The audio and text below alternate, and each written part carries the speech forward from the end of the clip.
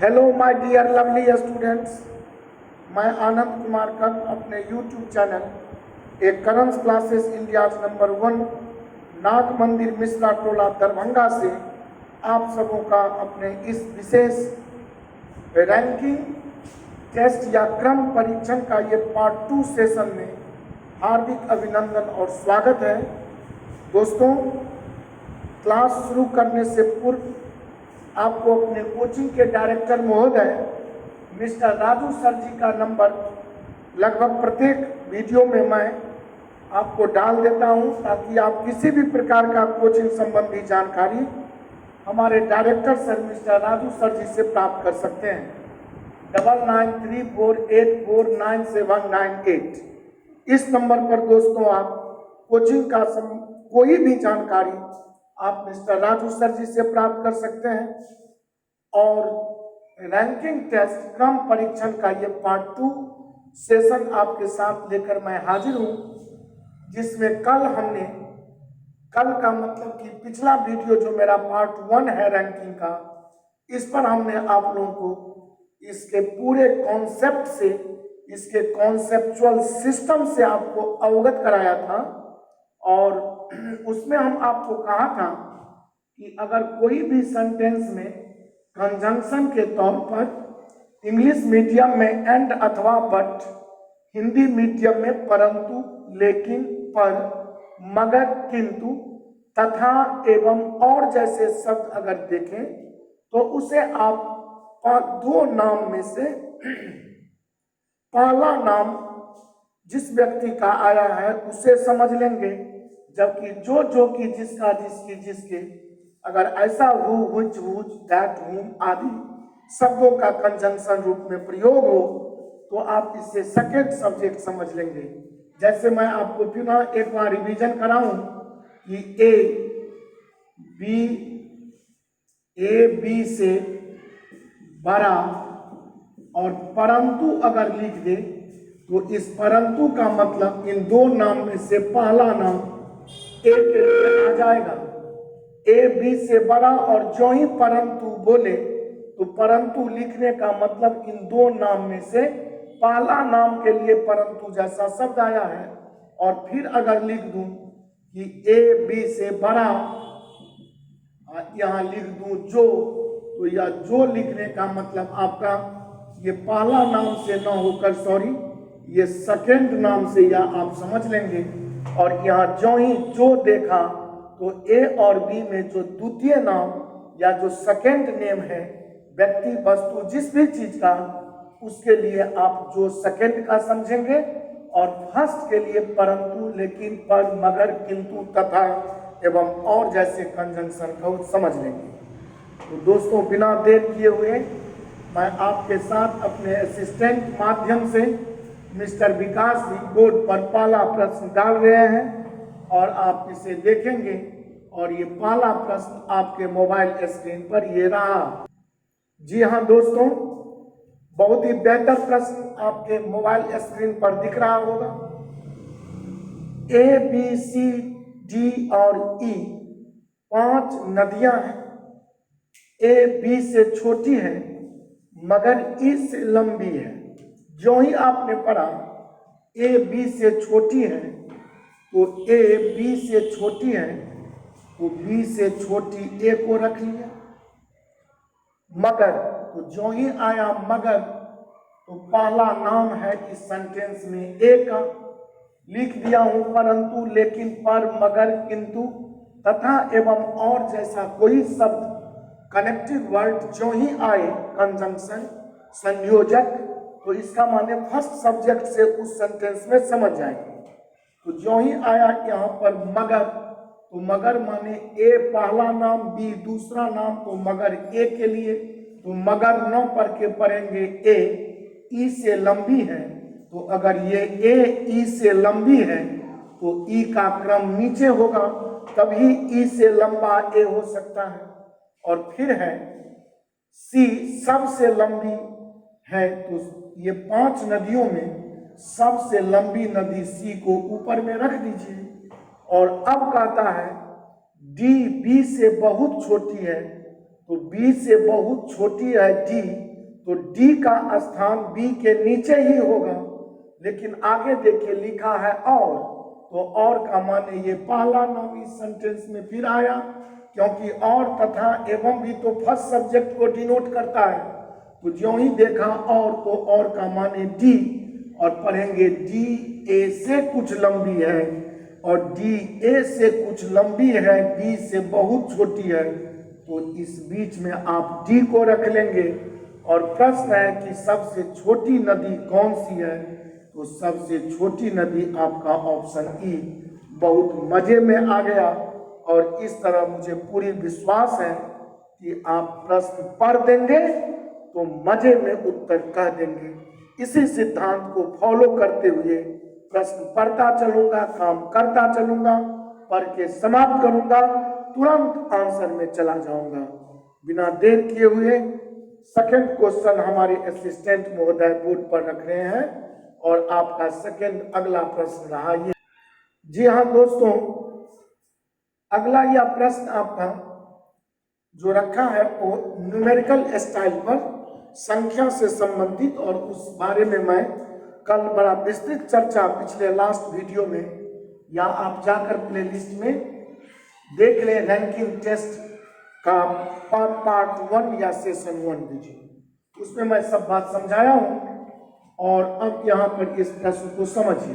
प्रश्न है 45 विद्यार्थियों की एक कक्षा में एक बालक का 20वां स्थान है, तो तुरंत अगर ऊपर से किसी लड़का को गिनते आऊं तो यह 20वें नंबर पर मिला। टोटल नंबर है 45 स्टूडेंट्स का, तो ऊपर से अगर कोई 20वां तक आ गया तो 45 में 20 हटा ले, तो इसके नीचे मैं कह सकता हूं कि 25 स्टूडेंट्स रहे होंगे यहाँ से इसके नीचे, तब जाकर के 20वां ऊपर से यह लड़का है, और नीचे 25 बैठ जाएगा, तो 25 और 20 तभी ऊपर से नीचे तक टोटल 45 स्टूडेंट्स का ये कतार बन सकेगा। अब प्रश्न है कि जब 2 बालक और प्रवेश लेते हैं, तो अब 45 में 2 को अगर आप बढ़ा लें तो 45 प्लस 2 दैट इज 47 स्टूडेंट्स का चर्चा हो रहा है। जब 2 बालक और प्रवेश लेते हैं तो वह एक स्थान नीचे हो जाता है। तो नीचे हो जाने का मतलब कि अगर वह 20वां था तो एक स्थान और नीचे कीजिए तो वह 21 या 21 नंबर पर होगा। तो अगर 47 के कक्षा में कोई छात्र, अगर कोई लड़का 21 नंबर पर आपका आ रहा है, तो 47 में 21 गया, नीचे इसके 26 स्टूडेंट्स बैठे होंगे। और अब प्रश्न है उसका अंत से नया स्थान। तो अब अंत से यदि नया स्थान आप कहें तो यह लड़का के नीचे अगर 26 स्टूडेंट्स या बॉयज गर्ल्स जो भी बैठे हैं, और तब नीचे से गिनता आऊं तो 26 तो है ही, तो यह खुद नीचे से अगर इसको गिनूं तो यह 27वां 27 होगा, क्योंकि 26 था ही, 26 प्लस 1 तब वह उसका नंबर ओरिजिनल 27वां कहलाएगा। और आपका ऑप्शन सी बिल्कुल ही 27वां करेक्ट है। मुझे पूरी विश्वास है कि आप आज का यह सेशन जरूर देखकर प्रसन्न होंगे, और आपको रैंकिंग टेस्ट से आज से सदा के लिए मुक्ति ही मिल जाएगी। तो दोस्तों, बिना देर किए हुए मैं आपके साथ नेक्स्ट क्वेश्चन पर एक्टिविटी करता हूं। विकास जी नया प्रश्न लेकर आपके साथ आपके मोबाइल स्क्रीन पर रख रहे हैं, और प्रश्न ये रहा। जी हाँ दोस्तों, अगला प्रश्न देखिए, थोड़ा सा टाइप बदला है लेकिन सीखा जाए। पुरुषों की एक पंक्ति में मनोज दाएं ओर से 30वें स्थान पर, कुछ भी नहीं करना है। मेरा दायां हाथ इस तरफ है, बायां हाथ इस तरफ है, तो दायां से एक अंडरस्टैंडिंग यहाँ पर सपोज हम खींच लिया कि दायां से जो मनोज का क्रम है वह इधर से गिनते आया, तो मनोज 30वें नंबर पर मिला, और किरण बाएं से, और इधर से समझिए कि किरण को गिनता आया, तो यह किरण आपका बाएं से 20 में 20 नंबर पर ये है। अब है कि जब ये परस्पर अपना स्थान बदल लेते हैं, इसका मतलब किरण उठकर चला जाए मनोज के चेयर पर और मनोज उठकर आ जाए किरण के चेयर पर, तो अब आपको ध्यान रखना है कि मनोज जो दाएं से 30वां था, अब यह दाएं 30वां मनोज न होकर दाएं से इस पोजीशन पर किरण आके बैठा हुआ है और मनोज देखा जाए कि किरण के स्थान पर बैठा है। तो जब यह परस्पर स्थान बदल लिया तो प्रश्न कहता है कि मनोज दाएं ओर से 35वें स्थान पर आ जाता है, अर्थात मनोज को दायां से अगर यहाँ पर आप गिनिएगा तो यह 35वें नंबर पर अगर आएगा तो चूंकि 30वां तो था ही और यहाँ जाकर अगर यह 35वां बन रहा है तो जो भी व्यक्ति किसी भी जगह पर बैठ जाए और वह गिनती में क्रम से 35वां हो तो कॉमन सेंस है कि उसके पीछे 34 एक कम कर देंगे तो उतने लोग बैठे होंगे। तो इसका मतलब यहाँ से 30 तक तो नंबर था ही और यहाँ आकर अगर यह 35वां बन रहा है तो इस बीच में निश्चित ही 4 लोग और बैठे होंगे, या यूं कहूं कि 4 पुरुष और बैठे होंगे। और हमसे प्रश्न किया जा रहा है कि उस पंक्ति में पुरुषों की कुल संख्या कहिए, तो आप यहाँ लेफ्ट से यहाँ तक का नंबर पता है आपको 20, राइट से यहाँ तक का नंबर पता है 30 और बीच का भी नंबर पता है 4 और इस तरह सबको जोड़ लेंगे तो 20, 30, 50, 4, 54 और आपका टोटल नंबर ऑफ पर्सन्स और मेन आपका 54 आ जाएगा और ऑप्शन डी सत्य होगा। दूसरी बात कि इसमें ही आपको एक बात समझा दूं कि अगर आपसे यही प्रश्न में कहता कि दाएं से मनोज 30वें नंबर पर है, बाएं से किरण 20वें नंबर पर है, जब यह आपस में अपना पोजीशन इंटरचेंज कर लेते हैं तो मनोज अगर दाएं से 35वां बन गया तो आपसे प्रश्न कर सकता था कि अब किरण का बाएं से या लेफ्ट से स्थान बताइए।